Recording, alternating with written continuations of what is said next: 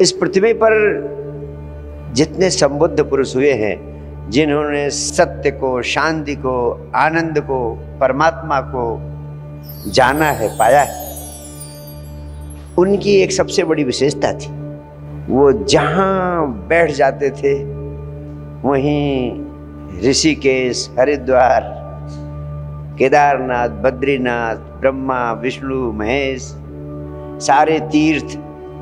सारे तीर्थों का आनंद वहीं उपस्थित हो जाता था।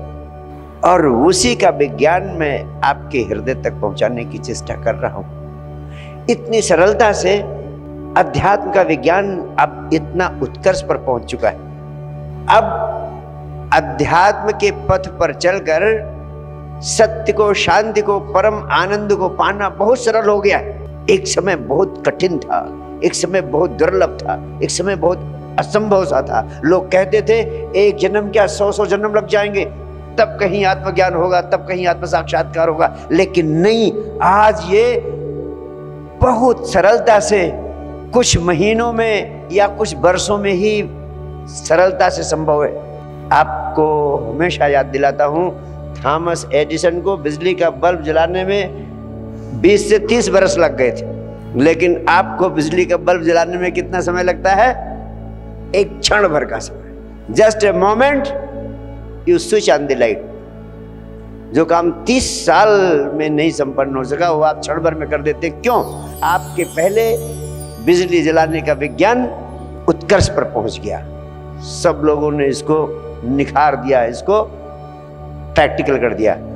आज के पहले महावीर, बुद्ध, कृष्ण, क्राइस्ट, मोहम्मद और उसके बाद जितने संबुद्ध गुरु हुए हैं, सब ने इस विज्ञान को इतना सरल कर दिया है अपने अपने अनुभव से कि जब मैंने गहराई से इसमें गोते लगाने शुरू किए तो मुझे कुछ महत्वपूर्ण हीरे मोती हाथ लग गए। वो जो हीरे मोती मुझे हाथ लगे, उसका सार इन 3 महासूत्रों के माध्यम से आपको देने की चेष्टा कर रहा हूं। पहला महासूत्र, विचार शक्ति का विज्ञान, विचार शक्ति के विज्ञान का प्रयोग कीजिए। दूसरा महासूत्र, विचार शून्यता की अवस्था में होने का अभ्यास कीजिए। उसके लिए मैंने संक्षेप में संजीवनी क्रिया आपको उपलब्ध करा दी। और तीसरा महासूत्र है, हर पल आनंदित रहना सीखिए।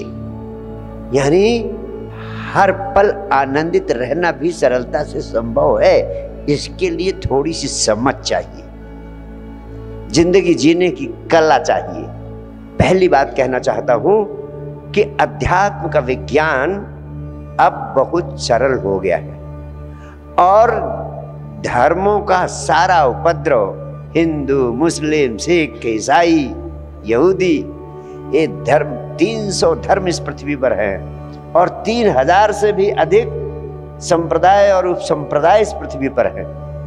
और अब मेरा मानना है कि ये सारे 300 धर्म और 3000 संप्रदाय और उपसंप्रदाय विसर्जित कर दिए जाने की जरूरत है। अब इनकी कोई आवश्यकता नहीं रह गई। अब सिर्फ अध्यात्म का विज्ञान उपलब्ध कराए जाने की जरूरत है। मैं आपसे कहना चाहता हूं, इस अस्तित्व में सिर्फ 2 चीजें हैं। एक, पदार्थ का जगत जो आपको दिखाई पड़ता है, दृश्य जगत, और दूसरा है वह जो इस दृश्य जगत को देखने वाला है।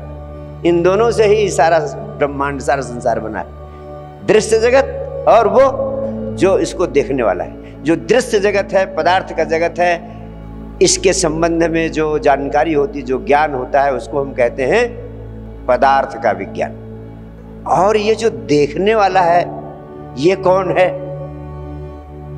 देखने वाले के बारे में जो ज्ञान है, ये देखने वाला कौन है, इसको हम कहते हैं धर्म। इसको हम कहते हैं आत्मा का विज्ञान। इसको हम कहते हैं अध्यात्म का विज्ञान। धर्म क्या है? आत्मा का विज्ञान। तो एक, अब आने वाले समय में सिर्फ 2 विज्ञान बचेंगे। एक पदार्थ का विज्ञान और दूसरा आत्मा का विज्ञान। और आत्मा का विज्ञान अब वैसे ही हो जाएगा जैसे कि पदार्थ का विज्ञान। अब हिंदू, मुस्लिम, सिख, ईसाई 300 और 3000 धर्मों और धर्म संप्रदायों की जरूरत नहीं, एक ही आत्मा का विज्ञान पर्याप्त। जैसे फिजिक्स होती है तो कोई हिंदू फिजिक्स, मुस्लिम फिजिक्स, क्रिश्चियन फिजिक्स, यहूदी फिजिक्स, ऐसी फिजिक्स तो नहीं होती है। फिजिक्स तो फिजिक्स है, हिंदू की फिजिक्स, मुस्लिम की फिजिक्स, क्रिश्चियनिटी की फिजिक्स अलग अलग नहीं होती। There is no Christian physics, no Hindu physics, no Muslim physics. Physics is one for everyone. वैसे आत्मा का विज्ञान अब सबके लिए एक ही होगा, चाहे हिंदू हो, चाहे मुस्लिम हो, चाहे सिख हो, चाहे ईसाई हो।